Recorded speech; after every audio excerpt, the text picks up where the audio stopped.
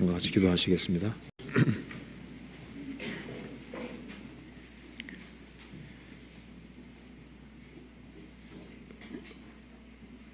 은혜와 사랑이 풍성하신 하나님 아버지, 마땅히 형벌받을 저희들을 그 보배로운 피로 구원해 주신 은혜와 사랑을 인하여 진심으로 감사를 드립니다. 그리고 주님 앞에 설 때까지 저희를 도와주시고 또 인도해 가심을 믿고 감사합니다. 이 시간 주 성령께서 우리 가운데 두루 역사해 주시고 우리 나머지 인생을 무엇을 위해 살아야 할지를 알 수 있도록 도와주시고 주님의 영광을 위해 살 수 있는 마음을 더욱 일으켜 주옵소서.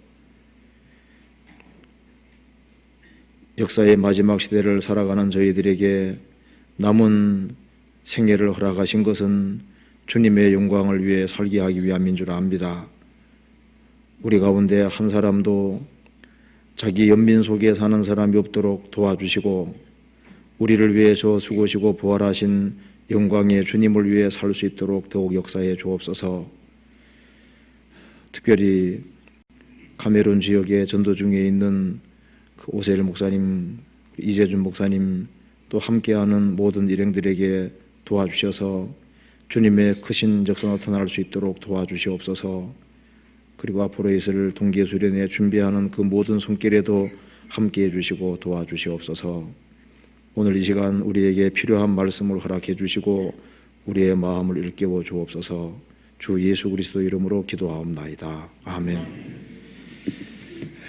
성경 시편 29편 찾으시겠습니다.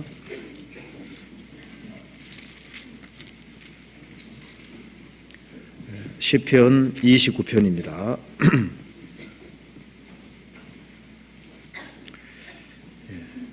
1절부터 11절까지 제가 읽겠습니다. 시편 29편입니다. 너희 권능 있는 자들아, 영광과 능력을 여호와께 돌리고 돌릴지어다. 여호와의 이름에 합당한 영광을 돌리며 거룩한 옷을 입고 여호와께 경배할지어다. 여호와의 소리가 물 위에 있도다.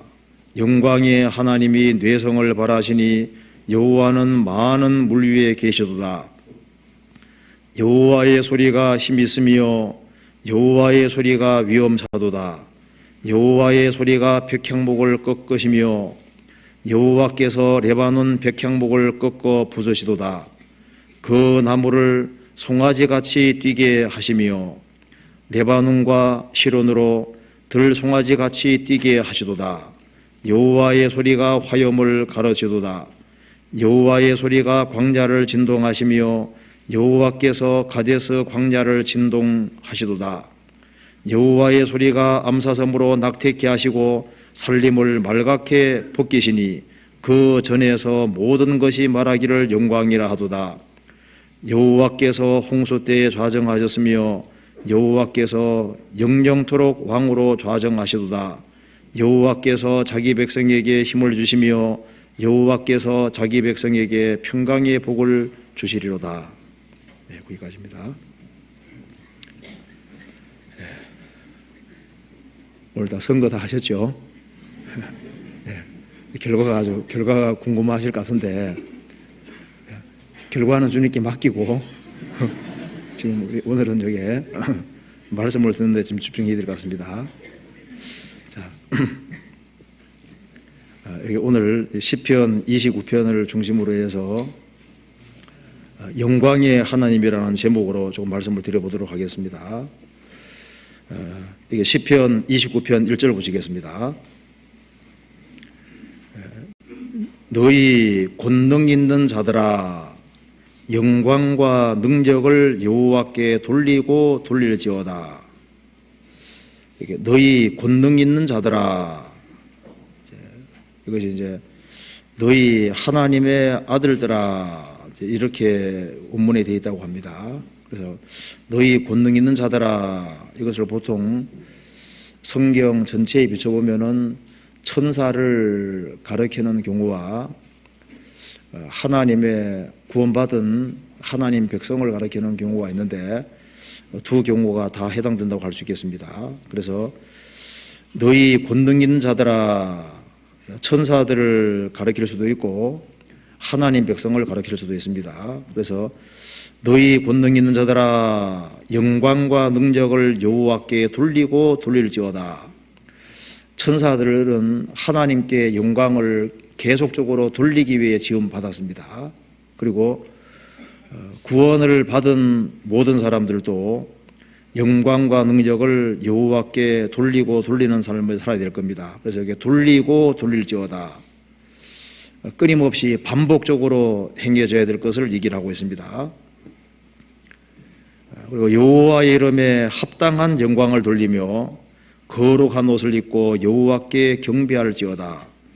여호와의 이름에 합당한 영광, 하나님 이름에 합당한 영광을 돌리며 거룩한 옷을 입고 3번 밑에 거룩함의 아름다움에서 구별된 상태에서 거룩한 옷을 입고 여호와께 경배할지어다. 처음 말씀이 이렇게 시작되고 있습니다. 그러면서 왜 피조물이 하나님께 영광을 돌려야 되느냐 하는 그 이유를 여기에 설명을 하고 있는데요. 3절부터 9절까지는 하나님께서 만드신 피조물, 하나님 만드신 세계 중에 하나님 만드신 만물 중에 특별히 여기에 천둥과 번개, 이걸 통해서 그 하나님의 어떤 위험찬 모습을 보는 겁니다. 그래서 이 시편 기자는 왜 하나님께 영광을 돌려야 되느냐 하는 이유로 첫 번째로 만물을 들면서 만물 중에 특별히 번개를 예를 들고 있는 겁니다. 그 번개가 칠 때 가슴이 아주 서늘하지 않습니까? 거기에서 인생이 뭔가를 배울 수 있는 겁니다. 이 만물을 만드신 그 창조주께 영광을 돌리는 것이 마땅하다는 사실을 얘기하면서 그 중에 한 예로 번개를 들고 있는 겁니다. 천둥 번개를 들고 있습니다. 그리고 이제 10절에는 노아 홍수 때 하나님이 세계를 심판하시는 것을 예를 들면서 왜 인생은 하나님께 영광을 돌려야 되느냐, 하나님은 통치자인 동시에 이 우주를 지배하는 통치자인 동시에 심판주시기 때문에 피조물은 하나님께 영광을 돌려야 된다, 이렇게 얘기를 했습니다. 그리고 11절에는 여호와께서 자기 백성에게, 하나님께서 특별히 하나님 백성으로 구별된 사람들, 즉 구세주라는 걸 설명하고 있습니다. 그래서 하나님께서 자기 백성에게, 자기 백성으로 구별된 사람, 하나님 백성으로 구별된 사람은 구원을 받았기 때문에 그분에게 영광을 돌려야 된다는 것을 얘기를 했습니다. 그리고 천국에 들어갈 때까지 자기 백성에게 힘을 주시고, 그리고 자기 백성에게 평강의 복을 주시기 때문에 그 하나님 백성으로서 힘을 얻고 평강을 경험하는 그 사람들은 마땅히 하나님께 영광을 돌려야 된다는 겁니다. 그래서 이 본문은 아주 정리가 아주 잘 되어 있는 본문이라고 할 수 있겠습니다. 그러면서 여기에 시편 29편에서 하나님을 특별히 밝히고 있는데 그 3절을 한번 같이 읽어보겠습니다. 여호와의 소리가 물 위에 도다. 영광의 하나님이 뇌성을 발하시니 여호와는 많은 물 위에 계시도다. 저기 하나님을 가리켜서 영광을 하나님께 돌려야 될 것을 얘기를 하면서 그 하나님이 어떤 하나님이시냐, 영광의 하나님이시라고 이렇게 얘기를 했습니다. 그렇죠? 이 우주에서 가장 영광스러운 분은 하나님이십니다. 하나님을 가리켜서 영광의 하나님이다, 이렇게 표현을 했습니다. 영광의 하나님. 그렇죠? 영광으로 꽉 차 있는 분이 누구겠습니까? 당연히 하나님이시죠. 이 성경 속에 무엇의 하나님이라는 표현이 많이 나옵니다. 하나님은 구원의 하나님이시다. 구원은 하나님께 속한 거예요. 구원은 하나님께 속한 것이고 하나님만 구원할 수 있습니다. 또 성경 말씀 속에 보면은 평강의 하나님이시다. 평강은 하나님께 속한 거예요. 극락의 하나님이시다. 불교에서 말하는 극락 말하는 것이 아니라 지극한 즐거움의 하나님이시다. 모든 즐거움은 하나님이 가지고 계시는 겁니다. 또 소망의 하나님이시다. 모든 소망은 하나님께 속한 거예요. 진리의 하나님이시다. 하나님은 진리 자체가 되시죠. 앞에 붙은 말이 많이 있는데 그중에 여기에서는 하나님을 영광의 하나님이시다 이렇게 표현했습니다. 그래서 이 우주에서 가장 영광스러운 분이 바로 성경의 하나님이시기 때문에 하나님 자신이 영광의 하나님이시고 하나님께서는 모든 일을 행하실 때 하나님께 영광이 돌아가는 쪽으로 모든 일을 행하시는 겁니다. 한 군데 찾아봅시다. 이사야 42장을 보시겠습니다. 이사야 42장 8절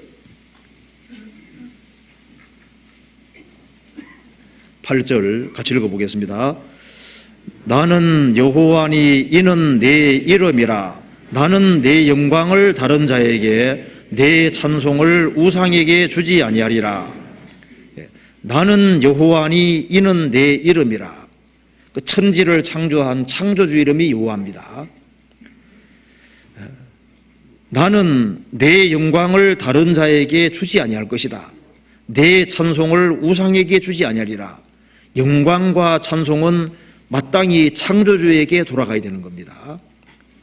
그래서 영광과 찬송은 피조물인 인간도 아니고 인간이 만든 우상도 아니고 절대자 되시는 그 하나님께 돌아가야 되는 겁니다. 그래서 하나님께서는 하나님의 영광을 우상에게 또 찬송을 우상에게 주지 않을 것이다.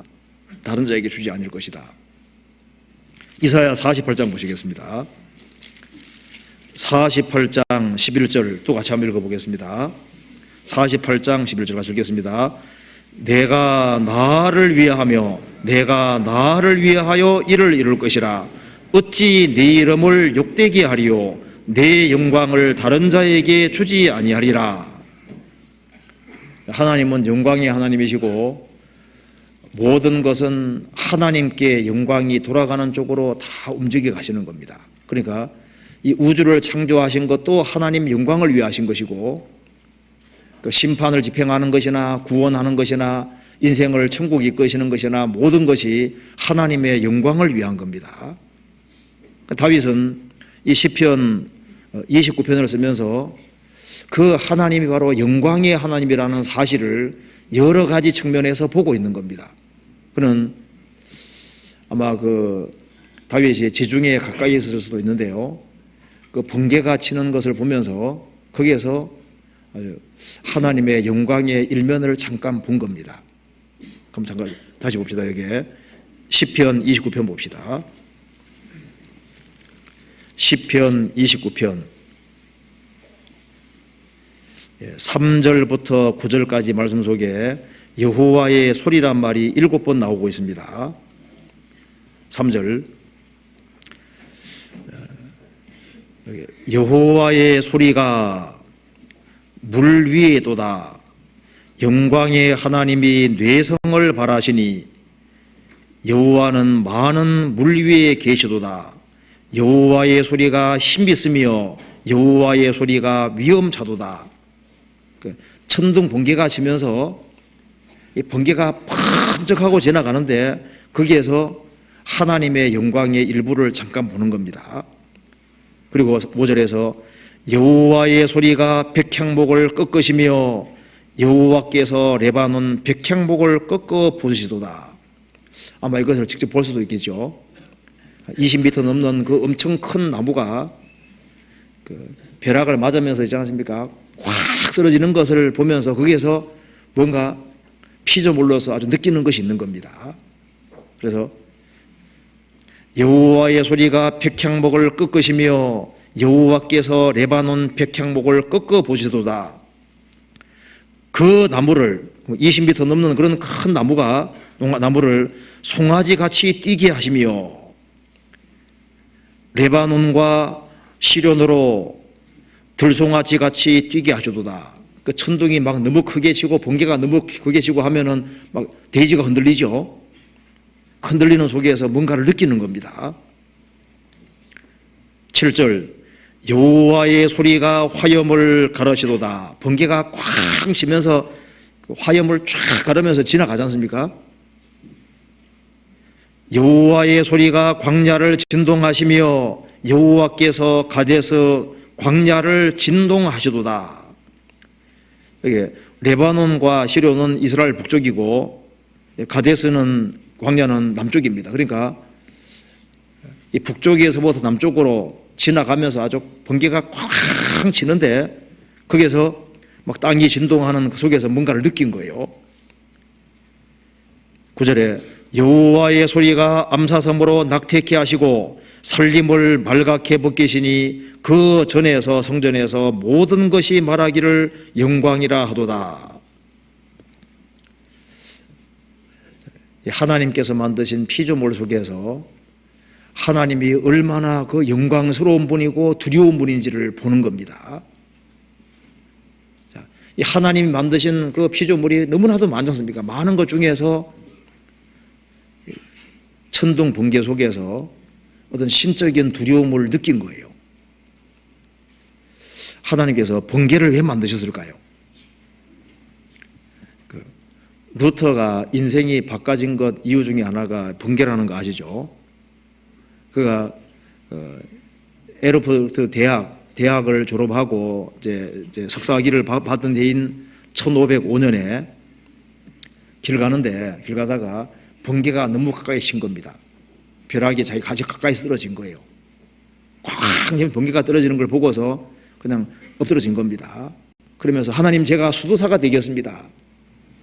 이거 지금 대학을 졸업하고 어떤 이 세상에서 뭔가 영광을 돌리고 이 세상에서 뭔가 세상 것을 얻어보려고 하는 그거 자체가 얼마나 부질없는지를 깨닫는 겁니다. 죽음이 아주 가까이 있다는 것을 벼락이 가장 가까이 치는 걸 통해서 느낀 거예요.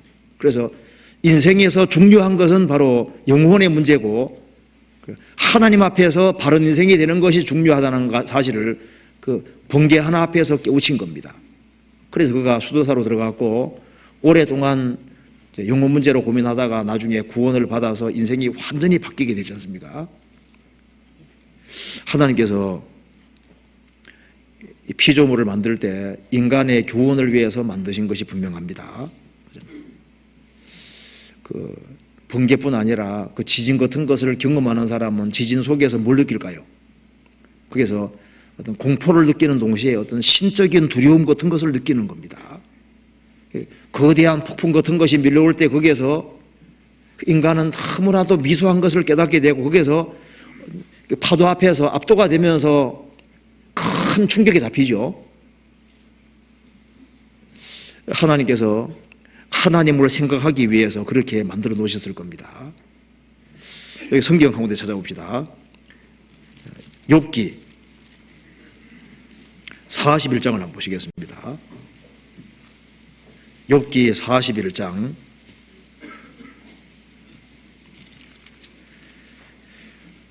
9절입니다.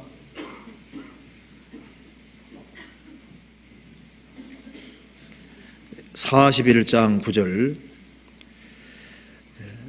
자보려는 소망은 헛것이라 그것을 보기만 하여도 낙담하지 않겠느냐. 아무도 그것을 격동시킬 용맹이 없거든 능히 나를 당할 자가 누구냐. 여기 리워야단에 대해서 설명을 쭉 하면서요, 리워야단 용을 설명하면서 하는 얘기입니다. 그 용을 리워야단 용을 잡으려는 소망은 헛것이라 그것을 보기만 하여도 낙담하지 않겠느냐. 아무도 그것을 격동시킬 용맹이 없거든 능히 나를 당할 자가 누구냐. 여기 리워야단 얘기인데 여기에 혹 악어라도 번역해놨습니다. 12절에 그 악어라고도 번역되어 있고 또 이사야 28장에 보면은 이 악어를 용이라고도 번역해놨습니다. 원문에 리워야단인데요. 읽어보면은 우리가 보통 보는 악어는 아닌 것이 확실합니다. 왜냐하면은 20절에 보면은 19절에 보면은 그 입에서는 횃불이 나오고 불똥이 뛰어나며 그 콧구멍에서는 연기가 나오니 마치 솥이 끓는 것과 갈대에 타는 것 같구나. 악어를 아무리 쳐다봐도 악어는 뭐 입에서 횃불이 나오고 불똥 나오는 그런 거 없잖아요. 그러니까 이게 악어 말하는 게 아니라 용 말하는 거예요. 용 말하는 겁니다. 그러니까 한번 용 앞에 섰다고 해보세요. 눈부터 일단 크지 않습니까? 용. 좀 무시무시하잖아요. 그러니까 그 하나님 만들어 놓으신 건데 지금은 없어진 겁니다. 그런데 여기에 그 용을 잡으려는 소망은 헛것이라 그것을 보기만 해도 낙담하지 않겠느냐. 아무도 그것을 격동시킬 용맹이 없거든. 그 용 하나도 이게 함부로 건드리지 못하는 것이 인생인데 너희들이 나를 당할 수 있겠느냐? 내 앞에 설 수 있겠느냐? 나를 당할 자가 누구냐? 제가 용은 말고 그 악어 앞에 한번 선 적이 있습니다. 악어 딱 정면에 앞선 게 아니라 울타리가 물론 있습니다. 어떤 사람이요, 사자 꼬리를 잘랐다고 그렇게 자랑하는 거예요. 그래서 한 사람이 자르는 김에 사자 그냥 머리를 자르지 왜 꼬리 잘랐냐니까 머리는 누가 벌써 베어가지고 갔더라고. 맥가이버 칼로 꼬리 자른 걸 자랑하는데 저는 악어 앞에 지금 선 게 아니고 울타리에 서져 있는데 악어가 자고 있는 거예요. 그래서 이제 제가 뭐 이렇게 아무리 수고해도 있잖아요. 안 일어나는 거예요. 물론 그 속에 손을 넣을 수도 없지 않습니까? 그래서 주전자가 있어가지고 주전자로 이제 물을 싹 부었죠. 그래 물 부어도 안 깨는 거예요, 이게. 그런데 주전자 뚜껑이 딱 떨어지면서 머리를 땅 때리니까 거기에서 눈을 딱 뜨고 저를 딱 쳐다보는데 무섭더라니까요. 그 악어가 눈 뜨고 저를 딱 쳐다보는데 너 먼저 나 쳤지 하는 식으로 쳐다보는데 가슴이 섬뜩한 거예요. 그런 거 하나 앞에서도 주눅이 드는 것이 인생인데 하나님 말씀하시기를 아무도 그것을 격동시킬 용명이 없거든 능히 나를 당할 자가 누구냐? 어떻게 네 앞에 서려고 하느냐? 그걸 그렇게 말하고 있지 않습니까? 하나님께서. 그러니까 하나님께서 만드신 만물을 보면은 이제 가끔 이렇게 어떤 신적인 두려움이 느껴지는 그런 것들이 있어요. 어떤 사람은 집채만한 아주 죽은 큰 고래 옆에서 보니까 고래가 죽었지만은 어떤 신적인 두려움을 확 느꼈다고 얘기를 하는데요. 그럴 수 있어요. 제가 러시아에 갔을 때 러시아 동물박제박물관에 갔었습니다. 갔는데 그 인도에 가시는 분이 절대 놀라지 말으래요. 왜 그러냐니까 무조건 놀라지 말으래요. 그래서 들어가는 순간에 입이 딱 벌어지는 겁니다. 고래를 박제로 만들어 놨는데 뼈만 가지고 박제 만들어 놨는데 얼마나 큰지 몰라요. 요나가 그 속에 들어가면 뛰놀겠더라고. 얼마나 큰지. 그래서 입이 딱 벌어지면서 와, 이거 만드신 분은 진짜 대단하시다. 그 느껴지는 거예요. 하나님께서 만드신 만물 보면은 다 뜻이 있어서 만드신 거 확실합니다. 하나님께서 만드신 거 하나하나가 전부 다 작품이잖아요. 대가의 작품은 수정될 이유가 없습니다. 하나님께서 하나하나를 전부 다 완벽하게 완전하게 만들어 놓으신 거예요. 그래서 하나님께서 만드신 만물을 자세하게 볼 필요가 있습니다. 자세하게 보면은 이거 만드신 분이 창조주신데 누구에게 영광 돌리고 살아야 되느냐? 창조주 되신 하나님께 영광 돌리고 살아야 된다 그 말입니다. 하나님께서 우리 주변에 만물을 만들어 두신 이유가 뭘까요? 그거 보고 하나님을 생각하라고 하나님께 영광 돌리라고 만들어 두신 거예요. 매는 빨리 날아갈 때 한 290km라 그러지 않습니까? 시속 290km 얼마나 빠릅니까? 세상에서 제일 빠른 새는 구남조라고 하는데요. 1941년에 그 캡스틱 데일이라는 사람이 측정을 했는데 시간당 418km를 달리더라. 1시간당 418km. 그러니까 그렇게 빨리 달리는 새도 있습니다. 그 오스트리아산 잠자리는 시속 88km로 달린답니다. 그 굉장히 빠르죠. 잠자리인데. 이해가 잘 안 되잖아요.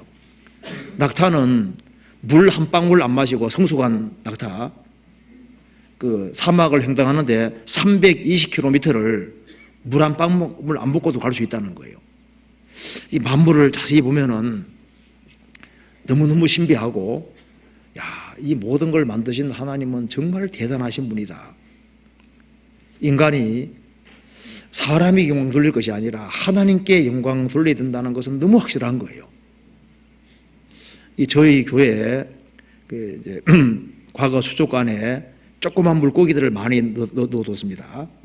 그런데요, 그 사이좋게 지냈는데 어떤 물고기 종류가 이제 알을 낳고 새끼를 부화했습니다.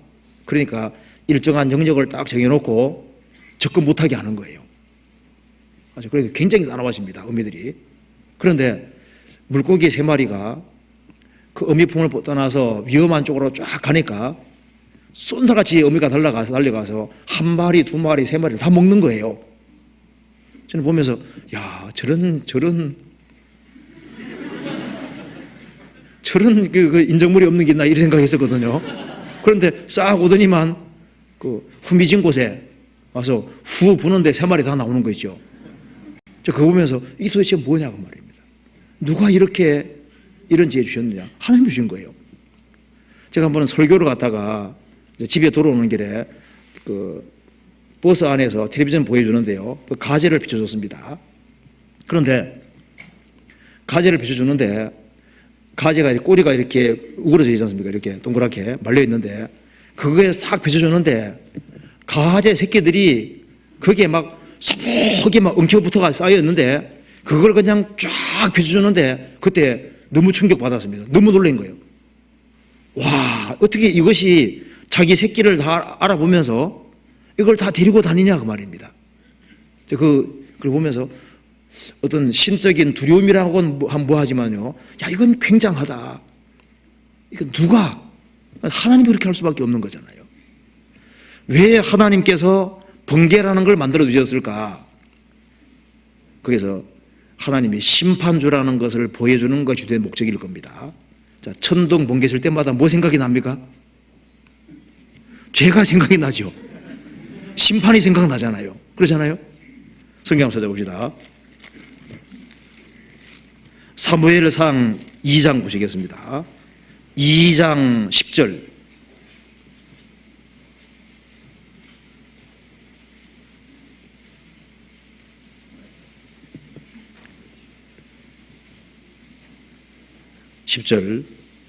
사무엘상 2장 10절.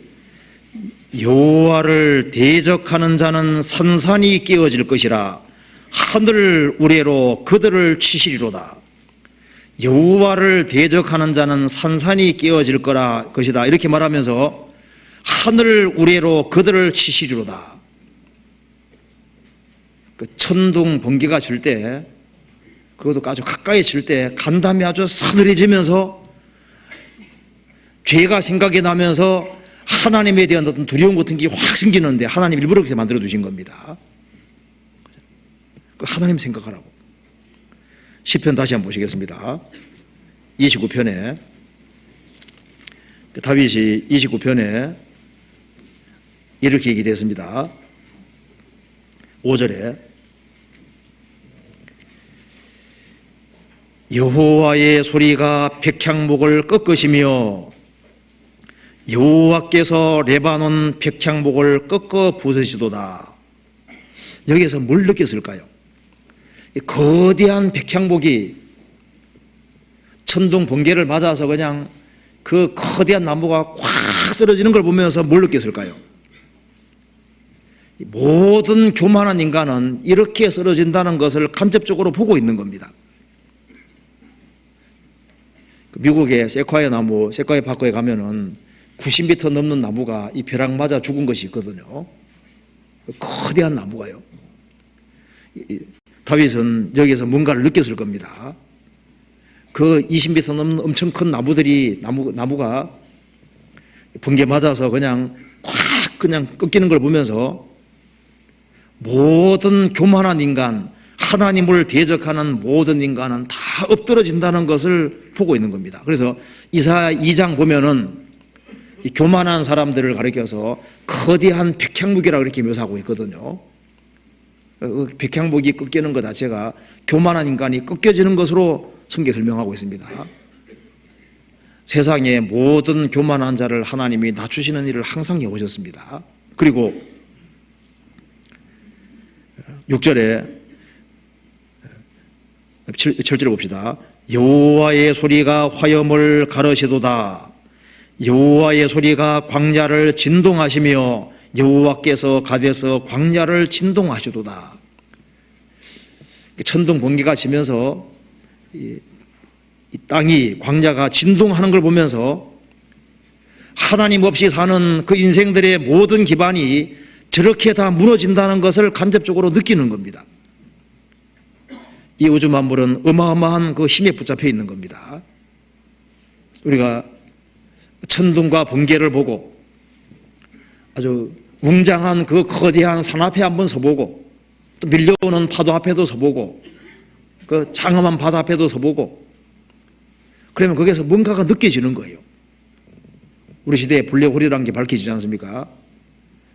그 지구만한 별들이 블랙홀에 빨려 들어가는 이제 그런 것 속에서 그 유리하는 별들, 하나님을 등지고 살아가는 그 인생들이 얼마나 철저하게 심판을 받을 것인지를 보여주고 있는 겁니다. 그래서 시편 기자는 자, 만물을 보면은 거기에서 하나님의 영광을 볼 수 있고 그리고 거기서 영광은 하나님께만 돌려야 된다는 사실을 피조물을 통해서 느끼는 겁니다. 사실 인생이 하나님께서 만드신 만물을 유심히 관찰하면은 저 모든 것을 만드신 이 우주를 창조하신 절대자 그 무한하신 그 하나님 앞에 영광 돌리고 살아야 된다는 걸 분명히 알 수 있는 거예요. 그렇잖아요. 그리고 두 번째로 시편 기자는 얘기했습니다. 노아 홍수를 묵상하면서 심판주 되시는 하나님께 영광 돌려야 된다는 걸 또 느끼고 있는 겁니다. 10절 여호와께서 홍수 때 좌정하셨으며 여호와께서 영영토록 왕으로 좌정하시도다. 하나님은 통치사고 만왕의 왕 되신다는 겁니다. 만왕의 왕이신 그 하나님께서 노아 시대 사람들이 하나님을 거역하고 아까운 데 치달을 때 하나님께서 전 세계를 물로 심판하셨다는 겁니다. 하나님께서 노아 시대에 교만한 그 모든 사람들을 다 심판하셨는데 그들이 왜 심판받았냐면은 하나님께 영광을 돌리지 않았기 때문에 심판을 받은 거예요. 그래서 우리는 심판을 통해서 누구에게 영광을 돌려야 되느냐? 하나님께 영광을 돌려야 된다는 것을 알 수가 있는 겁니다. 욥기 22장 보시겠습니다. 욥기 22장 16절입니다.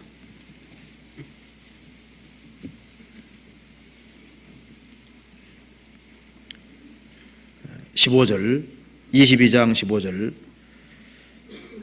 내가 악인의 밟던 옛적 길을 지키려느냐 그들은 때가 이르기 전에 끊어버리었고 그 터는 하수로 인하여 함몰되었느니라. 그들이 하나님께 말하기를 우리를 떠나소서 하며 또 말하기를 전능자가 우리를 위하여 무엇을 하실 수 있으랴 하였으나 하나님이 좋은 것으로 그 집에 채우셨느니라. 악인의 계획은 나와 판이 아니라. 이게 노아 시대를 설명해 주고 있습니다. 내가 악인의 밟던 옛적 길을 지키려느냐. 우리 시대 사람들은 악인의 밟던 옛적 길을 따라가고 있습니다.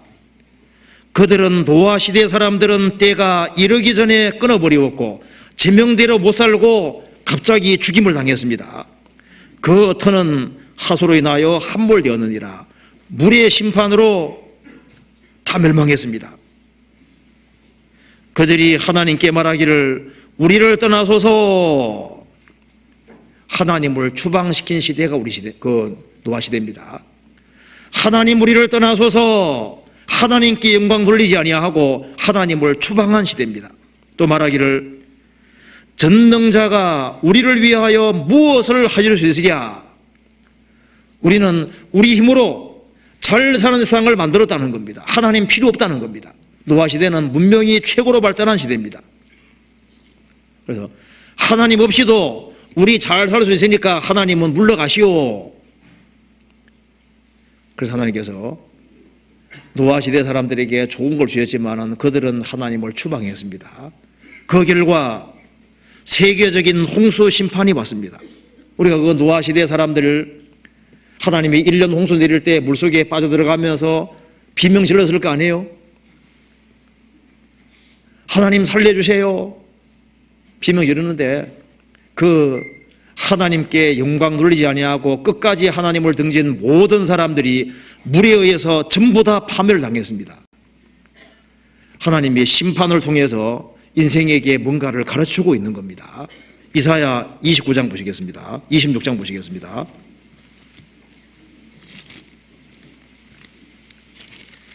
이사야 26장 9절입니다.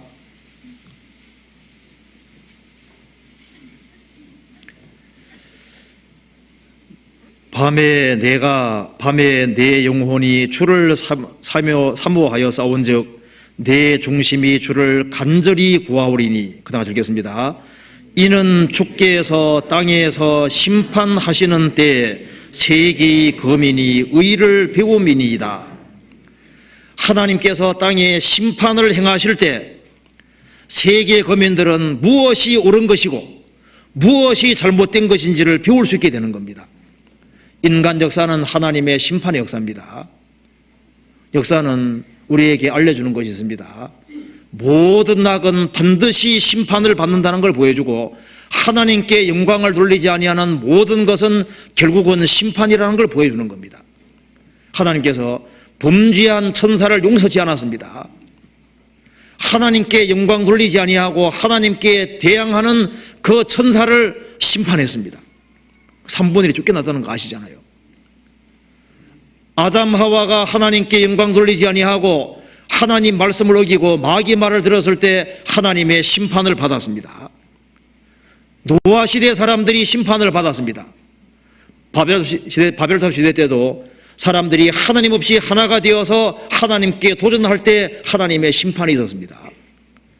소돔 고모라 사람들이 육신에 빠졌을 때 눈에 보이는 것만 추구하고 쾌락만 추구하고 살고 하나님께 영광 돌리지 않았을 때 하늘에서 불과 여왕이 내려서 심판됐던 것이 사실이잖아요. 이스라엘 민족을 괴롭히던 에집트가 심판을 받았습니다. 이스라엘이 가나안 땅에 들어갔지만 이스라엘도 하나님께 영광 돌리지 아니할 때마다 이스라엘 역사 속에서 심판이 계속적으로 내려왔던 걸 알 수 있잖아요. 너희가 서로 영광을 취하고 하나님께로는 영광을 구하지 아니하니 어찌 나를 믿을 수 있느냐. 예수님 당대 유대인들도 하나님의 영광을 구하지 않았습니다. 자기가 영광을 스스로 취하고 영광을 하나님께 돌리지 않았습니다. 그 사람들이 그리스도를 배척했고 그래서 심판을 받았잖아요. 우리 시대도 노아 시대와 비슷하게 돼가고 있습니다. 영광을 하나님께 돌리지 않습니다. 다 자기가 잘난 사람들이 돼가고 있는 거예요. 다 자기 주장들이 세지고 있습니다. 사람들이 점점 더 교만해지고 있습니다. 우리가 잘 사는 문명을 이루겠다는 겁니다. 저는 이렇게 생각하는데요. 하나님이 밤을 만들어 두신 이유가 있는 거예요. 밤에는 좀 무서워야 되거든요. 그렇죠? 화장실 갈 때도 좀 무섭고 전기만 없어도 좀 구원을 많이 받을 것 같아요. 그러니까 인간이 만든 이렇게 등 속에서 있잖아요. 그 전기 속에서 원하게 살고 있으니 사람들이요. 요즘 두려움과 공포라는 게 없어지는 시대가 되고 있는데요.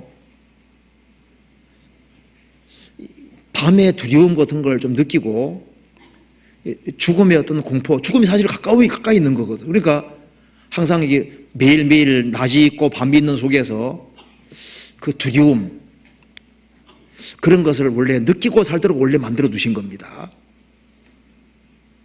하나님을 경외한다는 말이 원래 경외가 일단 두려워하는 거거든요. 그렇잖아요. 제가 아주 오래전에 우리 학위 수양회 때, 광주 학위 수양회 때 광주 농고인에 수양했었습니다. 거기에서 한 여자분이 구원을 받지 못하고 갔는데 그 여자분이 무서운 게 뭔지를 모르는 거예요.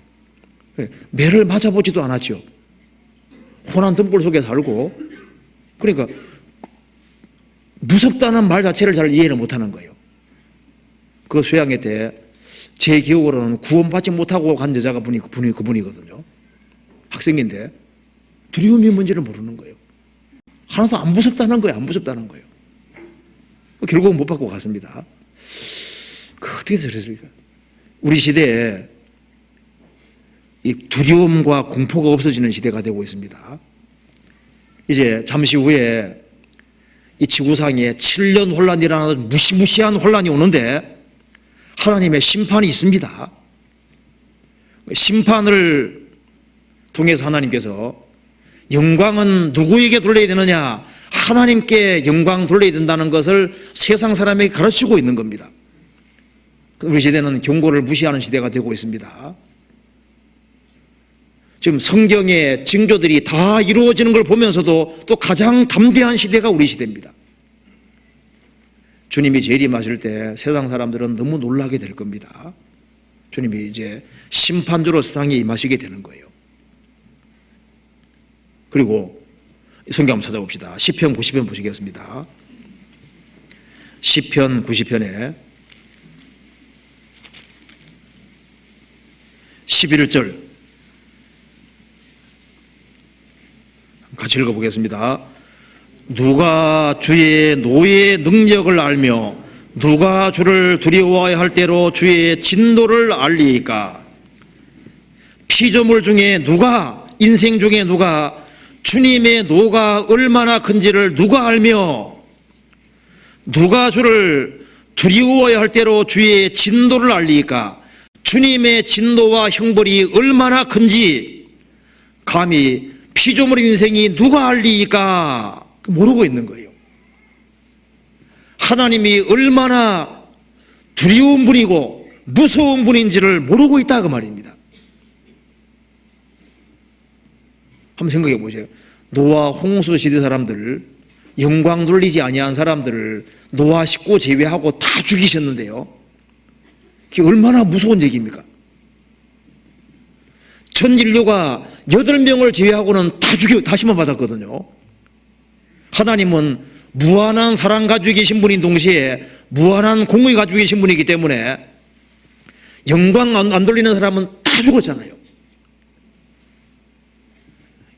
출애굽 때도 에집트의 장자들은 한 명도 안 빠지고 다 죽었습니다. 이 은혜 시대에 하나님께 영광 돌리지 아니한 사람들, 피조물로 살면서 하나님을 끝까지 등지고 사는 그것이 죄거든요. 그 사람들은 한 명도 빠짐없이 다 철저하게 심판을 받게 되는 거예요. 시편 76편 보시겠습니다. 7절 같이 한번 읽어보겠습니다. 주 곧 주는 경외할 자신이 주께서 한번 노하실 때 누가 주의 목전에 서리이까? 주 곧 주는 경외할 자신이 주께서 한번 노하실 때 누가 주의 눈앞에 목전에 서리이까? 최후의 심판 때는 너무나도 무서울 겁니다. 구원받지 아니한 모든 사람들이 하나님의 심판대 앞에 서서 자기 행위가 다 나타날 텐데, 그래서 행한 대로 심판받고 그리고 행한 대로 보응받는 불못에 던져지는데 이것이 얼마나 두려운 얘기냐 그 말입니다. 그 최고의 재판전 되시는 하나님이 계신데 그 하나님께 살아있을 때 영광 돌려드릴 것을 말씀하고 있는 겁니다. 구원받은 사람도 그리스도인의 심판대가 있습니다. 심판에 통과하면 되지 뭐 이렇게 간단하게 생각하면 안 됩니다. 우리가 반드시 다 그리스도의 심판대 앞에 드러납니다. 산자와 죽은 자를 심판하실 그리스도 예수 앞에 서게 되는 거예요. 직접 대면해서 서게 되는 겁니다. 그 하나님은 심판 준 겁니다. 그래서 다윗은 시편 29편에서 하나님께서 만드신 만물을 보는 속에서 영광은 하나님께 돌려야 된다.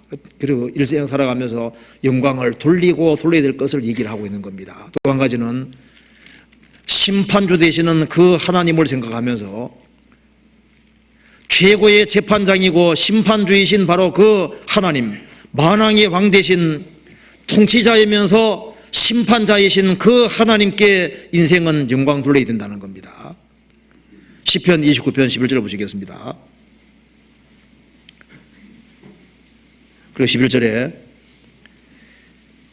여호와께서 자기 백성에게 힘을 주시며, 여기 또 한 가지 얘기하고 있습니다. 왜 인생은 영광 돌려야 되느냐? 모든 피조물은 다 하나님께 영광 돌려야 되는데 특별히 구원받은 하나님의 백성은 당연히 영광을 돌려야 된다 그 말입니다. 주님은 심판주인 동시에 구원해 주시기 때문에 그분에게 영광 돌려야 된다는 겁니다. 우리는 다 지옥의 땔감들이었습니다. 우리는 정죄받아 마땅한 죄인들이잖아요. 하물며 벌레인 사람 구더기 인생이랴. 벌레와 구더기 같은 인생입니다. 정말 주님 앞에 한없이 더러운 인생이잖아요.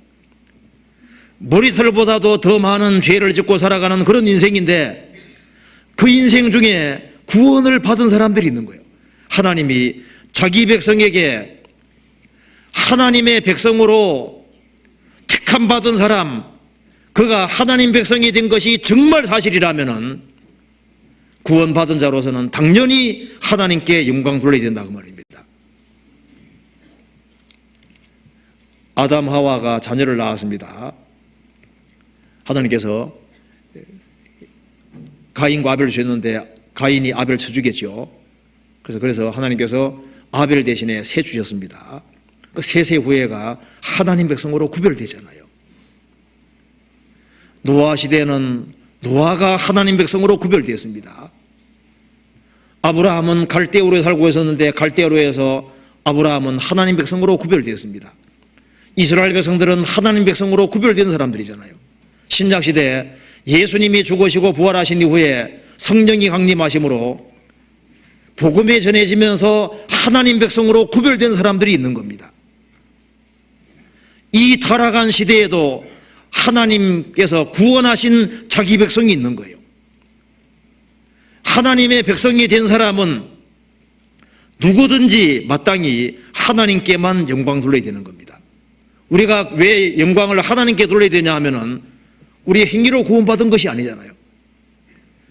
오직 은혜를 믿음으로 구원받았습니다. 우리 행위와 관계없이 은혜로 구원을 받았기 때문에 우리를 구원해 주신 그 하나님께 영광이 돌아가는 것이 마땅한 겁니다. 여호와께서 자기 백성에게 힘을 주시며, 자기 백성이 있습니다. 우리가 의인 되는 길은 오직 믿음으로 되는 겁니다. 오직 주님 은혜로, 주님 은혜를 믿음으로만 구원받았습니다. 그렇기 때문에 믿음으로 구원받은 하나님의 백성은 당연히 영광을 하나님께만 돌려야 되는 겁니다. 그리고 우리를 하나님 백성으로 삼았다고 했을 때 우리가 하나님의 아들이 된 겁니다. 아들. 그리스도의 신부가 된 겁니다. 그렇죠. 그러니 하나님 백성이 됐으니까 이것이 얼마나 놀라운 거냐 그 말입니다. 사실요, 구원 안 받은 사람 중에 우리보다 착한 사람들이 많을까요, 안 많을까요? 가만 생각해 보세요. 나보다 착한 사람이 엄청 많거든요. 그러죠? 그런데 그 사람이 구원받은 게 아니라 내가 은혜로 구원받았다 그 말입니다. 구원받은 하나님 백성은 영광을 하나님께만 돌리고 살아야 될 것이 확실합니다. 그리고 여기에 11절에 보면은 여호와께서 자기 백성을 삼으시고 자기 백성에게 힘을 주시며 여호와께서 자기 백성에게 평강의 복을 주시리로다. 자기 백성을 삼으시고 주신다고 말씀하셨잖아요. 하나님께서는 독생자를 주셨습니다. 그리고 자기 아들을 아끼지 아니하시고 우리 모든 사람을 위하여 내어주신 이가 어찌 아들과 함께 모든 것을 은사로 주지 아니하시겠느냐. 생명을 주신 하나님께서 경건에 속한 모든 것을 거저 주시는 겁니다. 우리를 구원하시고 천국에 갈 때까지 신앙생활을 잘할 수 있도록 우리에게 계속적으로 부어주고 계시다 그 말입니다. 그러니 우리가 누구에게 영광 돌려야 되느냐? 하나님께 영광 돌려야 된다는 겁니다. 구원 안 받은 사람은 자기가 구원받지 못한 것에 대해서 하나님께 핑계대지 못할 겁니다. 구원을 받은 사람도 하나님께서 자기 백성에게 힘도 주시고 평강의 복도 주시고 신앙생활에 필요한 것을 거저 계속 주시기 때문에 주님 앞에 섰을 때 나는 이러저러한 이유 때문에 신앙생활을 못했습니다, 그런 식으로 핑계를 못할 겁니다. 구원받지 아니한 사람이 자기가 구원받지 못한 것에 대해서 핑계하지 못한다면은 주의 백성은 더더욱 핑계를 못할 거 아니에요. 그리스도의 심판대에 섰을 때 주님, 저는 이러저러한 이유 때문에 신앙생활을 하지 못했습니다, 이렇게 핑계 못할 거다 그 말입니다. 나는 이러저러한 이유 때문에 영광을 하나님께 돌리지 못했습니다, 이렇게 못할 겁니다. 하나님께서는 자기 백성을 삼으시고 주시는 것이 있는 거예요. 계속적으로 부어주십니다. 성경 한번 찾아봅시다. 시편 68편 찾아봅시다. 68편 18절.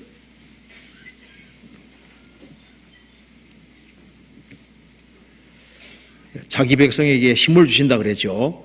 18절에 주께서 높은 곳으로 오르시며 사로잡은 자를 끌고 선물을 인간에게서 또는 패역자 중에서 받으시니 여호와 하나님이 저희와 함께 거하려 하심이로다.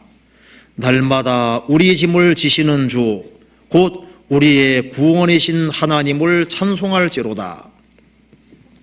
주께서 높은 곳으로 오시며 주님께서 세상에 오셔서 무덤 아래까지 낮아지시고 부활 승천하셨습니다.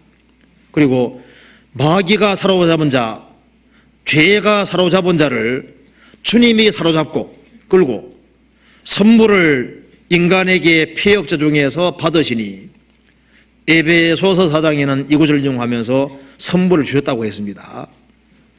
주신 선물을 감사히 생각하는 사람들이 영광 돌리는 것을 가르쳐서 하나님께서 선물이라고 표현을 했고 그 선물을 받으신다고 하셨습니다. 하나님께서는 마귀가 사로잡은 자들, 패역한 사람들을 주님이 사로잡고 구원하셨습니다. 그리고 여호와 하나님이 저희와 함께 거하십니다. 구원하시고 구원받은 사람과 함께 하시고, 그리고 19절에 날마다 우리 짐을 지시는 주라고 했습니다. 날마다 우리 짐을 지고 계십니다. 이게 년마다가 아니죠. 달마다도 아니고 발음 잘해야 됩니다. 날마다, 매일매일 구원받은 사람을 주님이 떠나지 않았고 매일매일 함께 하시고 함께 짐을 져주고 계십니다. 그리고 35절 같이 읽어보겠습니다. 하나님이여 위엄을 성소에서 나타내시나이다. 이스라엘의 하나님은 그 백성에게 힘과 능을 주시나니 하나님을 찬송할지어다.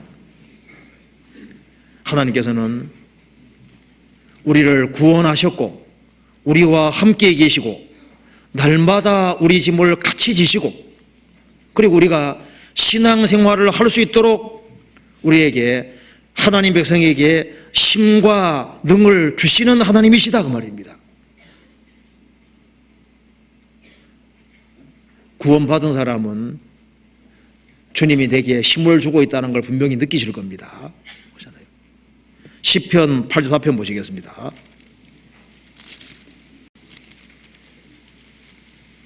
84편 4절입니다. 5절. 주께 힘을 얻고 그 마음에 시온의 대로가 있는 자는 복이 있나이다. 저희는 눈물 골짜기로 통행할 때 그곳으로 많은 샘의 곳이 되게 하며 이른 비도 은택을 입히나이다. 저희는 힘을 얻고 더 나아가 시온에서 하나님 앞에 각기 나타나리이다. 주께 힘을 얻는 사람은 복이 있다고 했습니다. 그 마음에 시온에 대로가 있는 자는 복이 있나이다. 마음에 시온에 대로가 있다는 것은 천국문이 열린 겁니다. 그 시온의 대로 그 끝에 성전이 있고 성전 속에 제단이 있는 거예요. 주님하고 직접 연결된 사람입니다. 주께 힘을 얻고 그 마음에 시온에 대로가 있는 자는 복이 있나이다. 저희는 눈물 골짜기로 통행할 때 그곳으로 많은 샘의 곳이 되게 하며 이른 비도 은택을 입히나이다. 우리가 주님 앞에 갈 때까지 눈물 골짜기를 통행합니다. 그 눈물 골짜기에 통행할 때 힘이 들지 않습니까?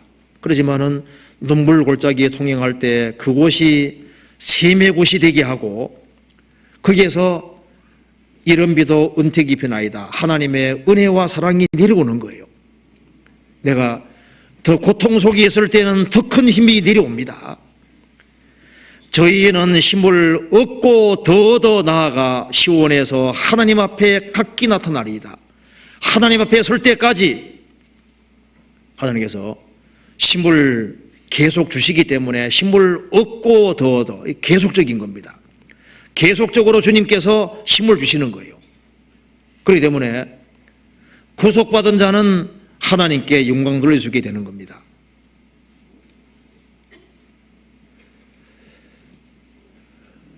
하나님께서 구원받은 사람은 그 사람에게 필요한 것을 계속 주시는 거예요. 주님이 온 것은 양으로 생명을 얻게 하고 더 풍성히 얻게 하기 위해서입니다.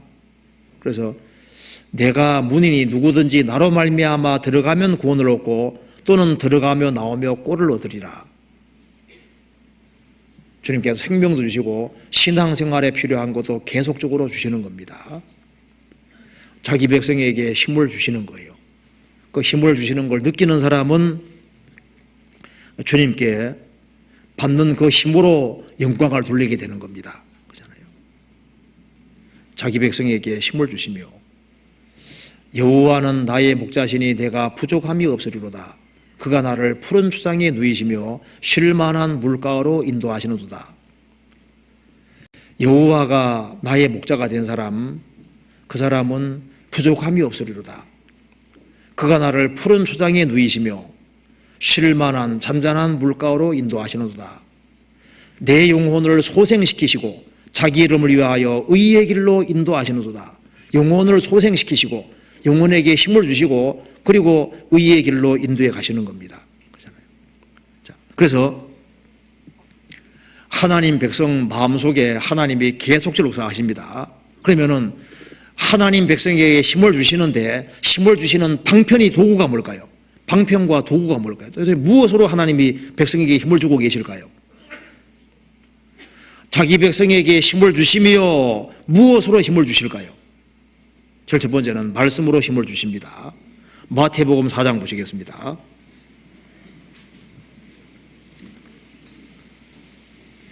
(4장 4절)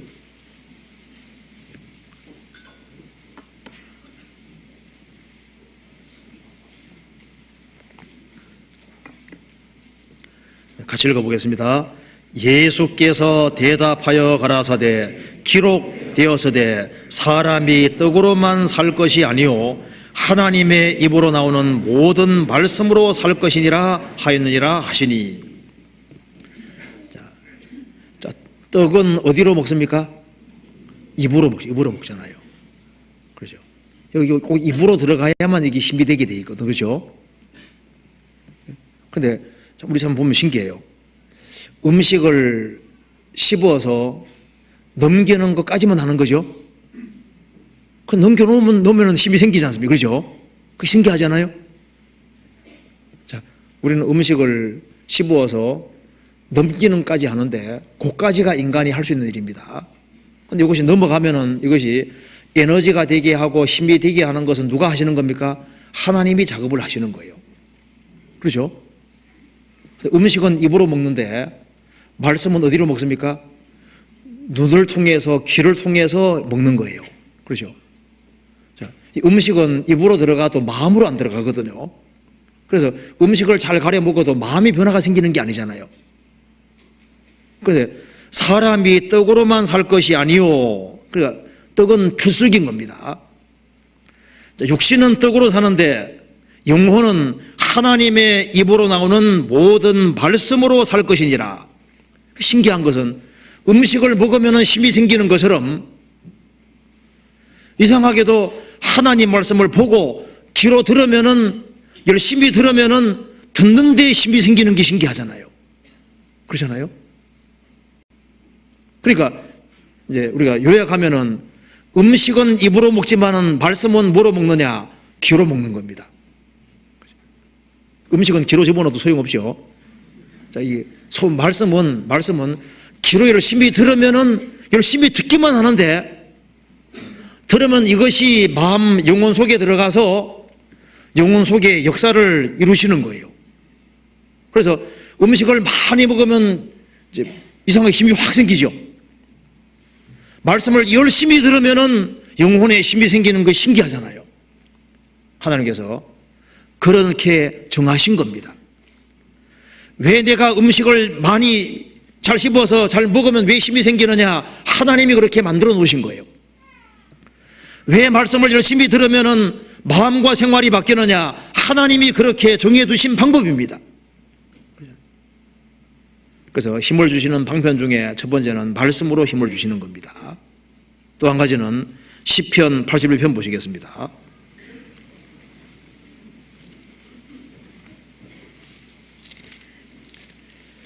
(81편) 10절.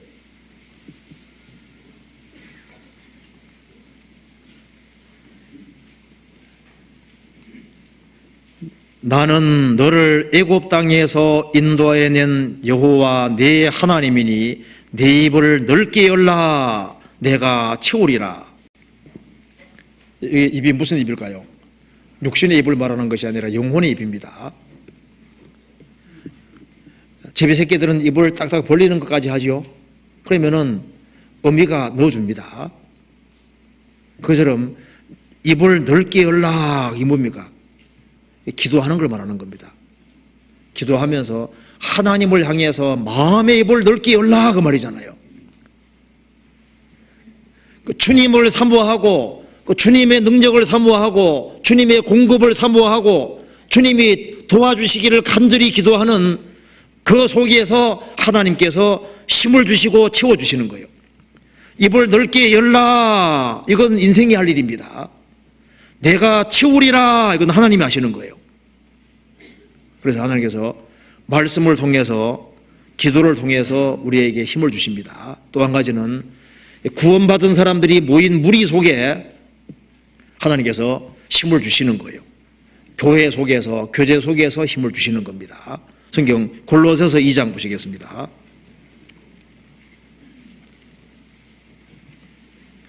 (2장 19절)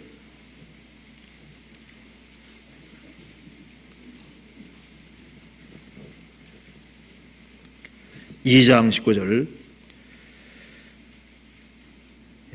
머리를 붙들지 아니하는지라 온몸이 머리로 말미암아 마디와 힘줄로 공급함을 얻고 연합하여 하나님이 자라게 하심으로 자랐느니라.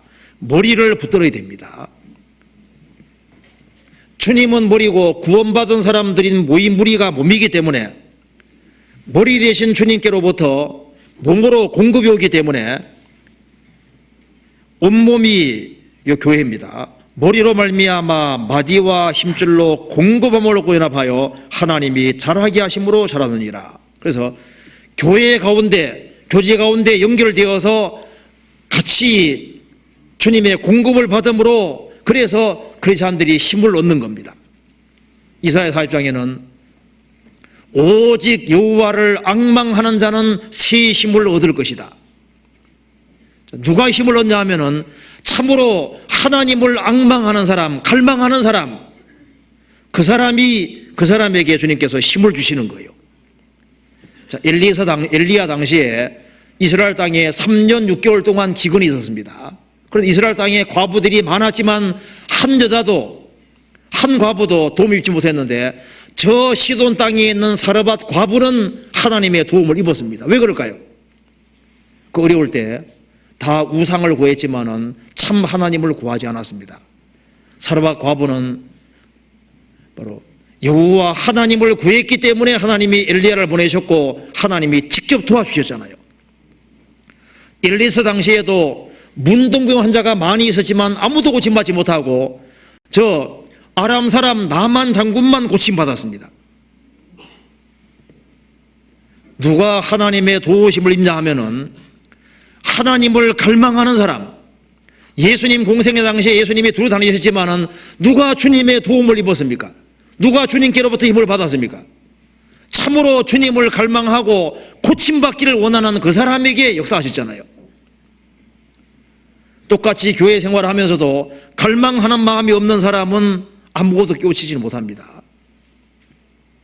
사모하는 마음이 있는 사람, 갈망하는 마음이 있는 그 사람에게 주님께서 채워주시는 거예요.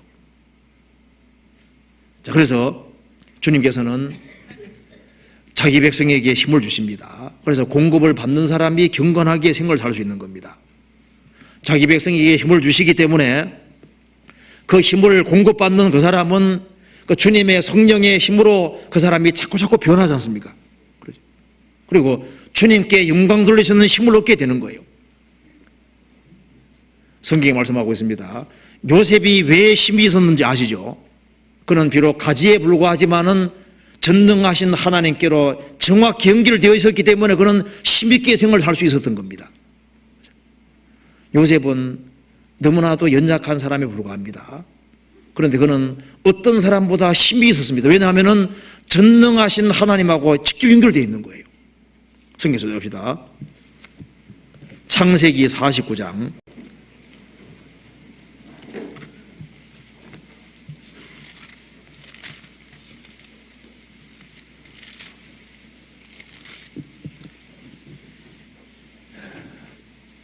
22절입니다.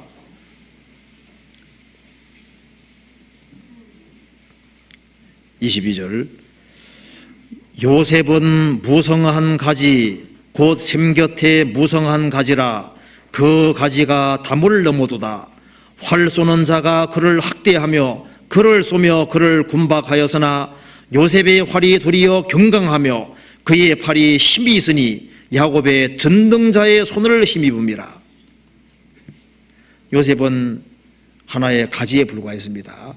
그러나 그는 전능하신 주님께 바짝 붙어 있었기 때문에 그는 많은 학대를 당하고 그리고 많은 곤란과 어려움을 당했지만 그럼에도 불구하고는 힘 있는 삶을 살았습니다. 왜냐하면 전능하신 하나님과 연결되어 있었기 때문입니다.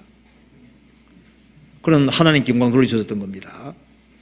신명기 33장 찾아봅시다. 이런 말씀이 있죠. 33장 25절에 보시겠습니다.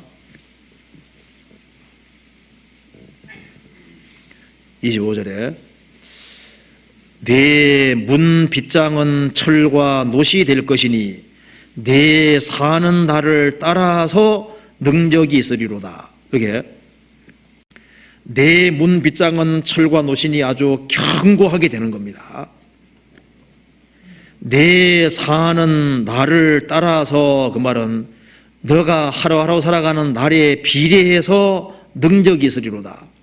자, 이스라엘 역사 속에서 항상 힘이 있었던 것이 아니죠. 이스라엘이 하나님을 간절하게 구하고 하나님께 간절하게 찾을 때에는 그때는 더 큰 힘과 능력이 내려왔습니다. 그렇죠? 그런데 이스라엘이 하나님을 붙잡는 데 등한히 하고 하나님을 멀리하면은 그런 날에는 능력이 없어지게 된 거예요. 이게 내 사는 날을 따라서 날의 비례해서 능력이 있으리로다. 사사시대 때에도 이스라엘 백성들이 하나님께 열심히 묻고 이스라엘 백성들이 가나안 7민족과 구별되고 그들이 연합이 되고 서로 사랑하고 하나 될 때는 그때는 힘이 있었던 거예요. 그런데 자기 소견에 따라 행하고 하나님 멀리할 때는 힘이 없어지 않습니까? 우리 신앙생활도 마찬가지입니다. 내 사는 날을 따라서 너가 살아가는 하루하루 살아가는 삶의 날에 비례해서 능력이 있으리로다. 어떤 사람은 힘차게 삽니다. 그에게는 주님의 어떤 능력과 힘이 있습니다. 그런 자신을 주님 앞에 바치고 사는 사람, 주님께 매달리고 사는 사람, 그런 사람들은 그 삶에 따라서 능력이 있으리로다. 비례했습니다. 성경이 말씀하기를 시편 29편 다시 한번 봅시다. 29편에 이런 말씀이 있죠. 29편에 4절에 보시겠습니다. 여호와의 소리가 힘이 있으며 여호와의 소리가 위엄차도다. 자, 여호와의 소리가 힘이 있습니다. 자, 천둥 번개도 그렇게 힘이 있다면은 주의 입에서 나오는 말씀, 이게 능력의 말씀이기 때문에 성경만큼 힘이 있는 것은 없는 거예요. 우리가 신앙생활을 잘하기 위해서는 말씀의 능력을 믿어야 됩니다. 하나님께서는 오직 말씀으로 우주를 창조하셨습니다. 능력의 말씀으로 우주를 붙잡고 계시고 있습니다. 우리를 구원할 때 하나님의 복음의 말씀이 우리를 영원 구원했지 않습니까? 우리의 신앙을 붙잡는 것도 말씀입니다. 영혼을 건지고 세우는 모든 것이 그 말씀의 힘인 거예요. 여기 여호와의 소리가 힘이 있으며 여호와의 소리가 위엄차도다. 성경은 힘이 있습니다. 성경은 특별한 힘이 있는 거예요. 시편 29편 봅시다. 그 뒤에 11절에 여호와께서 자기 백성에게 힘을 주시며 여호와께서 자기 백성에게 평강의 복을 주시리로다. 악인에게는 평강이 없습니다. 내 하나님 말씀에 악인에게는 평강이 없다 하셨느니라. 그런데 하나님 백성에게는 하나님께서 평강의 복을 주시는 겁니다. 구원받을 때 평강이 왔습니다. 평강이 너희 마음을 주장하게 하라고 말씀하셨고 주님 재림하실 때도 평강 가운데 나타나기를 힘쓰라고 성경은 공고하고 있습니다. 성경 한번 찾아봅시다. 요한복음 14장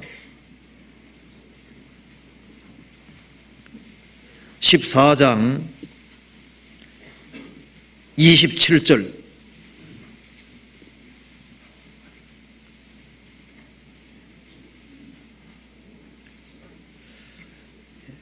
평안을 너희에게 끼쳐노니 곧 나의 평안을 너희에게 주노라. 내가 너희에게 주는 것은 세상이 주는 것 같지 아니하리라. 너희는 마음에 근심도 말고 두려워하지도 말라. 평안을 너희에게 주니 곧 나의 평안을 너희에게 주노라. 이게 세상 평안이 아니죠. 나의 평안. 주님이 가지고 있는 그 주님의 평안을 너희에게 주노라. 구원받은 사람은 주님의 평안이 있습니다. 근데 구원이라는 게 참 신기한 거예요. 구원받고 나면은 그 죄를 사함 받을 때 성령이 오셨고 성령이 들어오심으로 영혼 속에 정말 여기 말한 대로 나의 평안을 너희에게 주노라. 평안이 들어오면서 이제는 죽어도 괜찮구나. 이제는 용감하게 죽음도 건너갈 수 있겠구나. 죄와 죽음과 심판의 두려움에서 정말 해방이 되고 평강이 있는 겁니다. 크리스찬들은 이 어려움 속에서도 평강이, 주님의 평강이 있는 거예요. 내가 가장 초라하게 살아도 세상 사람들이 모르는 평강이지 않습니까? 편안한 거하고 평강은 다른 거거든요. 세상 사람들은 환경이 좋을 때 편안해도 환경이 안 좋아지면 그 평안이 없는 거예요. 구원받은 사람은 어려운 속에서도 주님 주시는 평강이 있거든요. 평강. 영혼 속에 평강이 있습니다. 그 주님이 주시는 평안이 있는 거예요. 골로새서 3장 찾아보시겠습니다. 3장 15절. 3장 15절. 그리스도의 평강이 너희 마음을 주장하게 하라. 평강을 위하여 너희가 한 몸으로 부르심을 받았으니 또한 너희는 감사하는 자가 되라. 이제 평안이 왔고 이제 그리스도의 평강이 너희 마음을 주장하게 하라. 평강이 주인 노릇을 하게 하라. 평강을 깨지 않도록 힘쓰라 그런 말이죠. 평강이 들어왔고 이제 평강이 너희 마음을 주장하게 하라. 평강이 주인 노릇을 하게 하라. 그리고 주님 재림하실 때도 평강을 유지하는 가운데 주님 앞에 서기를 힘쓰라고 말씀하신 겁니다. 베드로후서 3장 보시겠습니다.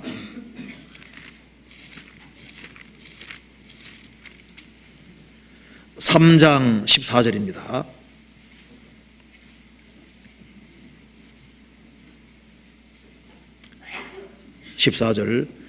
그러므로 사랑하는 자들아 너희가 이것을 바라보나니 의에 거하는 새 하늘과 새 땅을 바라보나니 주 앞에서 점도 없고 흠도 없이 평강 가운데서 나타나기를 힘쓰라. 평강이 왔고 평강이 주장하고 평강 가운데 주님 앞에 서기를 힘쓰라. 그럼 그리스도인들이 어떻게 평강을 유지할 수 있을까요? 자기 백성에게 평강의 복을 계속적으로 주십니다. 평강이 어떻게 유지가 되느냐? 성경에 베드로후서 1장에 말씀하기를 하나님과 예수 그리스도를 알므로 은혜와 평강이 너희에게 더욱 많을지어다. 그러니까 우리가 계속적으로 주님을 알아가야 되는 겁니다. 그리고 하나님 말씀을 계속적으로 배움으로써 평강이 지속이 되는 거예요. 주의 법을 사랑하는 자에게는 큰 평강이 있으니 저희에게 장애물이 없으리이다. 주의 법을 사랑하는 사람에게는 큰 평안이 있다. 빌립보 4장에서는 기도하는 사람에게 평강이 있다고 말씀하고 있습니다. 그리고 순종하는 사람에게 평안이 있는 거예요. 순종의 길을 걸어가는 그 사람에게 평강이 계속적으로 있는 겁니다. 이사야 48장 찾아봅시다. 48장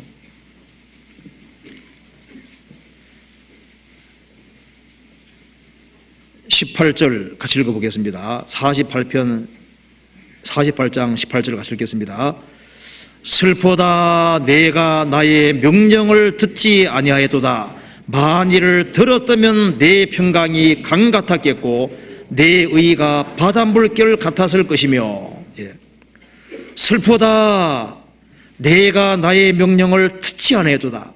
만일을 들었다면 내 평강이 강 같을 것이다. 그래서 순종하는 사람에게 평강이 있는 겁니다. 그렇잖아요. 그래서 다시 한번 봅시다. 시편 29편에 여기 이제 왜 영광을 하나님께 돌려야 되느냐 이렇게 하면서 설명하기를 만물을 통해서 만물 중에 특별히 이 번개를 통해서 거기서 하나님의 영광의 한 면을 보는 겁니다. 피조물 속에서 영광은 오직 하나님께만 돌려야 되는구나. 모든 교만한 자는 백행목 꺾여지는구나. 인간이 하나님의 삶의 기반을 흐트러뜨리면 인간은 그냥 무너질 수밖에 없거든요. 그러니까 창조물 속에서도 영광을 하나님께 돌려야 될 것을 보게 되고 또 하나님이 심판하시는 것을 통해서도 영광을 하나님께 돌려야 될 것을 보고 또 하나님께서 자기 백성을 삼아주신 그것에 대한 감격 때문에 영광을 주님께 돌려야 된다는 걸 느끼게 되는 겁니다. 또한 자기 백성에게 힘을 주시고 평강의 복을 계속적으로 내려주시는 현재적인 거죠. 현재적인 하나님의 역사를 경험하면서 영광을 하나님께 돌리고 살아야 되겠다. 그걸 느끼고 있는 겁니다. 자, 시편 115편 보시겠습니다. 그래서 115편의 1절 같이 읽어보겠습니다. 여호와여 영광을 우리에게 돌리지 마옵소서. 우리에게 돌리지 마옵소서. 오직 주의 인자하심과 진실하심을 인하여 주의 이름에 돌리소서. 여호와여 영광을 우리에게 돌리지 마옵소서. 우리에게 돌리지 마옵소서. 오직 주의 인자하심과 진실하심을 인하여 주의 이름에 돌리소서. 영광을 하나님께만 돌려야 되는 겁니다. 여호와께 영광을 돌리고 돌릴지어다. 우리의 신앙생활은 영광을 주님께 돌리고 계속적으로 돌리고 사는 가운데 하나님을 만나게 되는 겁니다. 너희는 너희 것이 아니라 값으로 산 것이 되었으니 그런즉 너희 몸으로 하나님께 영광 돌리라. 우리가 몸으로 하나님께 영광 돌리는 겁니다. 먹든지 마시든지 무엇을 하든지 다 하나님의 영광을 위하여 하라. 그럼 구체적으로 영광 돌려야 되는데 어떻게 하는 것이 영광을 돌리는 삶일까요? 성경 말씀하기를 먼저 내가 구원받아야 영광이 되는 겁니다. 구원받을 때 말할 수 없는 영광스러운 즐거움으로 기뻐하는 즐거움이 있죠. 구원받은 사람들. 구원받으면 말할 수 없는 영광스러운 즐거움이 있는 겁니다. 나도 구원받았다 그 말입니다. 그러니 내가 구원받아도 이렇게 기쁜데 내가 구원받을 때 하나님께 영광이 되고 하나님이 너무너무 기뻐하시는 거예요. 그렇죠?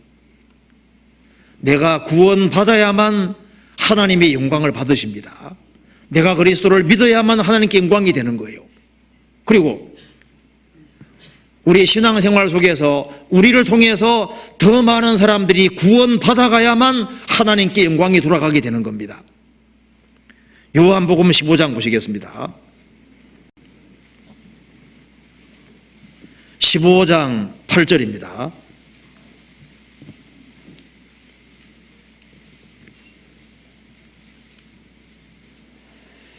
너희가 과실을 많이 맺으면 내 아버지께서 영광을 받으실 것이요 너희가 내 제자가 되리라.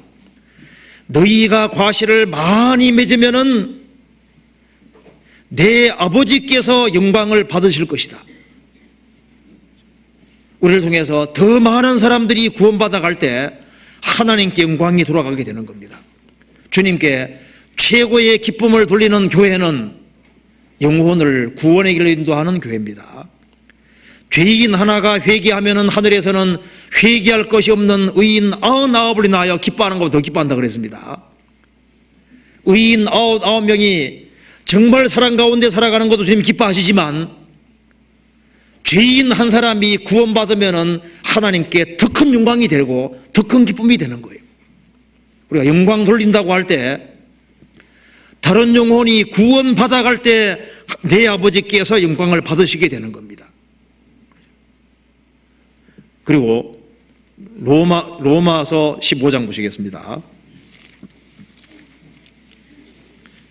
15장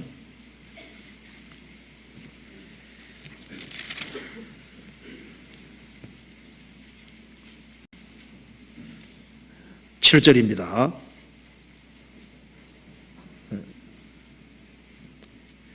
이러므로 그리스도께서 우리를 받아 하나님께 영광을 돌리심과 같이 너희도 서로 받으라. 그리스도가 우리 같은 비참한 죄인을 있는 그대로 받아주셨기 때문에 아버지께 영광 돌리신 겁니다. 그리스도께서 우리를 받아 하나님께 영광 돌리심 같이 너희도 서로 받으라. 구원받은 사람들이 서로 사랑하고 서로 약점을 담당하고 있는 그대로 그 모습을 그대로 받을 때 하나님께 영광이 돌아가는 겁니다. 우리 가운데 하나님께만 영광이 돌아갈 때 그 영광을 하나님이 나중에 우리에게 돌려주게 되시는 겁니다. 성경 데살로니가 후서 보시겠습니다. 1장 12절입니다. 12절 같이 읽어보겠습니다. 우리 하나님과 주 예수 그리스도의 은혜대로 우리 주 예수의 이름이 너희 가운데서 영광을 얻으시고 너희도 그 안에서 영광을 얻게 하려 함이니라. 우리 안에서 하나님이 영광을 받으시면은 나중에 그 영광을 우리에게 돌려주시는 겁니다. 근데 우리가 하나님 앞에 영광 돌리는 것 중에 하나가 생을 바른 태도 가지고 사는 겁니다. 우리가 범사에 감사하는 태도를 가지고 생을 살고 항상 기뻐하는 그 태도, 그리고 쉬지 말고 기도하는 그런 태도 가지고 사는 바른 태도가 인생에서 아주 중요한 거예요. 어떤 사람은 부잣집 가정에 태어났습니다. 그런데 마음 태도가 삐딱하면요, 인생이 삐딱해지거든요. 가난한 가정에 태어났을지라도 바른 태도 가지고 살아가면 인생을 주님 만들어 가십니다. 구원 안 받은 세계도 그런데 구원받은 사람은 더 말할 것도 없죠. 그리고 어려운 중에도 주님께 영광 돌리면은 나중에 더 큰 영광이 될 겁니다. 그런데 우리에게는 엄청난 영광이 기다리고 있습니다. 영광을 돌리고 돌려지어다. 그런데 이름에 합당한 영광 돌리라고 성경이 말씀했죠. 그분은 만왕의 왕이십니다. 시편 29편 다시 한번 봅시다. 여기 영광을 돌리는데 어떻게 돌려야 된다고 했냐면은 쬐끔 영광 돌리는 게 아니고 29편 1절을 보시겠습니다. 너희 권능 있는 자들아 영광과 능력을 여호와께 돌리고 돌릴지어다. 그러니까 지속적으로 영광을 계속적으로 돌리고 살다가 주님 앞에 서야 되는 겁니다. 그리고 여호와의 이름에 합당한 영광을 돌리며 여호와 이름에 합당한 영광, 이것은 우리가 다 헤아릴 수 없습니다. 여호와가 누군지를 아는 만큼 합당하다는 의미가 커지게 되어 있으니까요. 자, 만왕의 왕 되시는 주님께만 영광을 돌려야 되는 겁니다. 그 영광을, 주님께 돌아가야 될 영광을 사람이 가로채면 안 되잖아요. 다윗의 영광을 압살롬이 가로챘습니다. 안 되는 겁니다. 여기 여호와의 이름에 합당한 영광을 돌리며, 그러니까 여호와는, 우리 주님은 사장님이 아닙니다. 기업 회장님이 아니에요. 그분은 총독이 아닙니다. 왕이 아니거든요. 만왕의 왕이시다 그 말입니다. 여기서 표현하기를, 여기 벌써 나와 있죠. 첫 번째 창조주시다 그렇게 나와 있죠. 두 번째는 통치자로서 심판주이시다. 자기 백성을 구별하는 것에서 구세주시라는 걸 보여주고, 그리고 현재의 삶에서도 모든 것을 풍족하게 내려주시는 분이라는 것을 설명해주고 있습니다. 그리고 이분은 만왕의 왕이신 거예요. 그렇기 때문에 영광을 돌리되 여호와 이름에 합당한 영광 돌리니까 너의 마음을 다하고 성품을 다하고 뜻을 다하고 목숨을 다해서 영광을 돌려야 될 것이 합당한 겁니다. 우리가 성경 속에서 왜 죽도록 충성하라 그런 말이 있을까? 그 썸머나 교회 성도들은 환란이 있고 궁핍이 있고 장차올 환란이 있습니다. 그런 최악의 상황에서도 왜 죽도록 충성하라고 했을까? 이 세상에서는 세상의 왕을 위해서도, 회사 어떤 기업을 위해서도 죽도록 충성하는 사람이 있잖아요. 뼈가 빠지게. 주님은 만왕의 왕이시기 때문에 죽도록 충성하는 것이 그것이 자연스러운 것이고 당연한 것이라는 걸 말하고 있습니다. 그래서 우리가 생활을 살지만은 최선을 다하지 않는 경우가 너무 많습니다. 어떤 깨구리 한 마리가 웅덩이에 빠졌는데요, 다른 동료 깨구리들이 건지려고 하는데 건지는 방법이 없는 거예요. 그런데 그 다음날 됐는데 보니까 그 웅덩이에 빠진 개구리가 뛰어다니는 거예요. 어떻게 나왔냐 하니까 가만히 있다 보니까 트럭이 막 쏜살같이 달려오는 소리가 들리더래요. 깔려 죽지 않습니까? 이젠 죽었구나 하고 살아야 되니까 막 죽을 힘을 다해서 뛰쳐나왔다는 거예요. 그러니까 봐요. 최선을 평상시에 안 하고 있었죠. 여자분들이 힘 약한 것처럼 보이지만요, 이 불이 나면요 농장도 그냥 들러 옮기고, 그 어떻게 옮겼지? 그래, 그전에는 힘을 다 한 게 아니에요. 그렇죠. 구원받은 그리스도인들이 힘 다한다고 생각하지만 아닙니다. 여기에 합당한 영광 돌린다는 것이 뭘까요? 그분에게 헌신해야 될 것을 말씀하는 겁니다. 베드로는 죽음으로 영광을 돌렸습니다. 합당한 영광. 여호와께 영광을 돌리고 돌리는 삶을 살고 그 합당한 영광을 돌리고 산다면은 그분이 주실 보상이 얼마나 크겠습니까? 그 영광은 상상을 할 수가 없는 겁니다. 그러잖아요. 로마서 8장 보시겠습니다.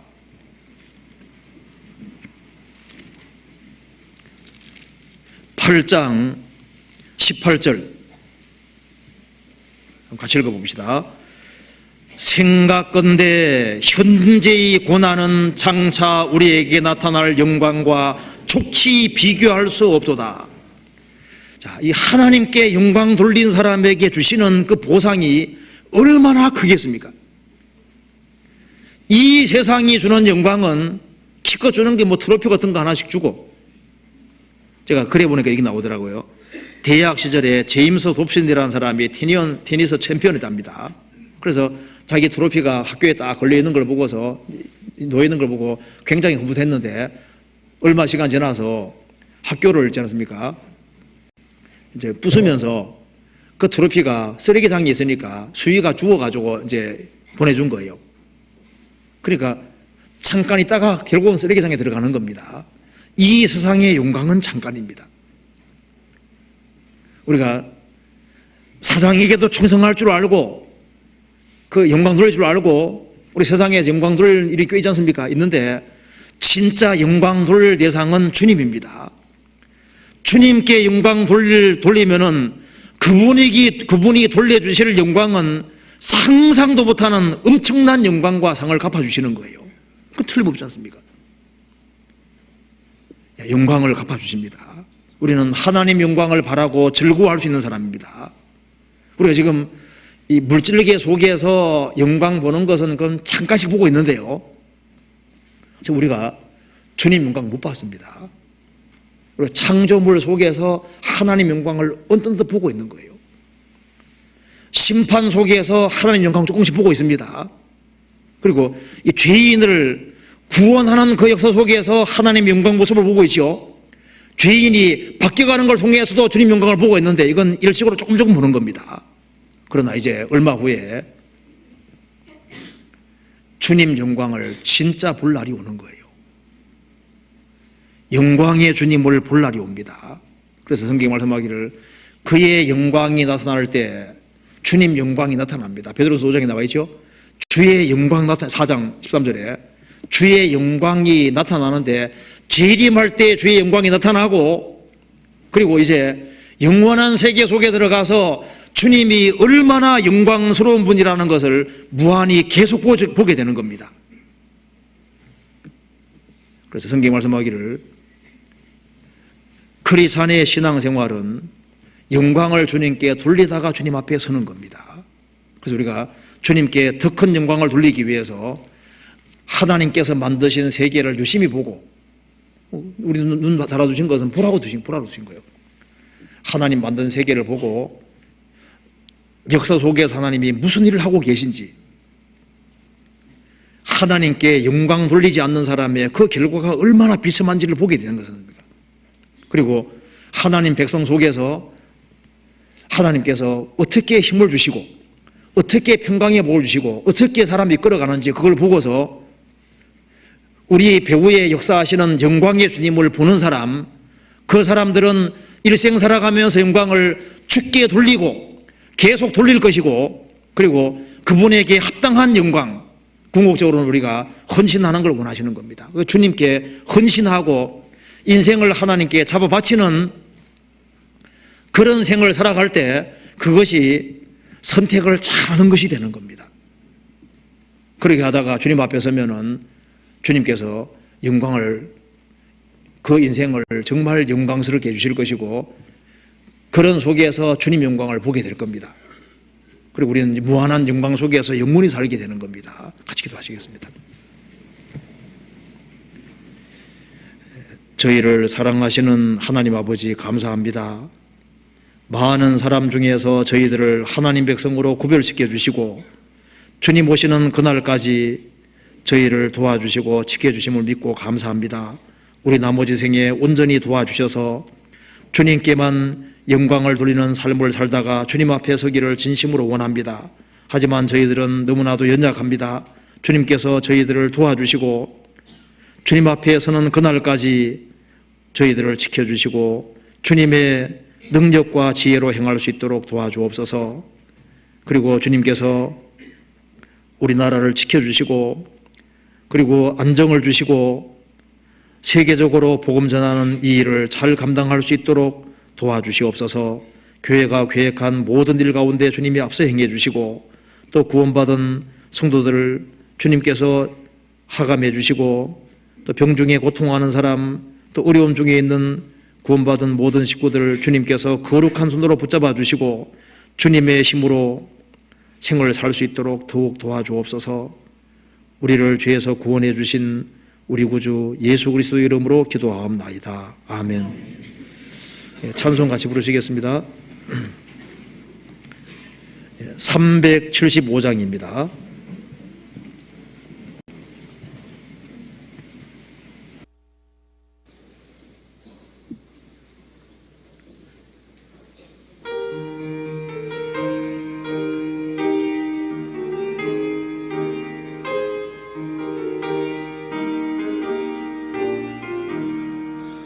영광을 받으신 만유의 주여 우리가 명령을 좇으리다. 베푸신 은혜를 감사히 알고 진실한 마음으로 섬기겠네. 구주의 은혜 주시는 대로 영원히 받들어 섬기겠네. 찬송하겠네 찬송하겠네. 생명을 주시는 구주로다. 구주를 높이고 잘 공경하여 온유한 마음으로 섬기리다. 주 예수 안에서 즐거워하며 충성을 다하여 섬기겠네.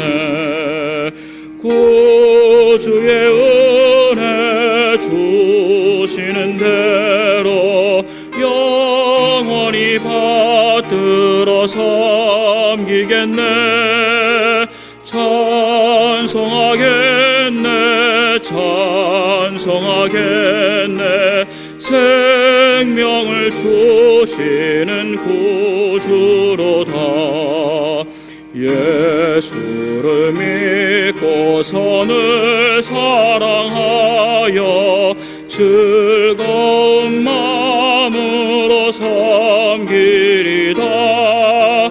온 마음을 드리고 순종한 후에 구주를 영원히 섬기겠네.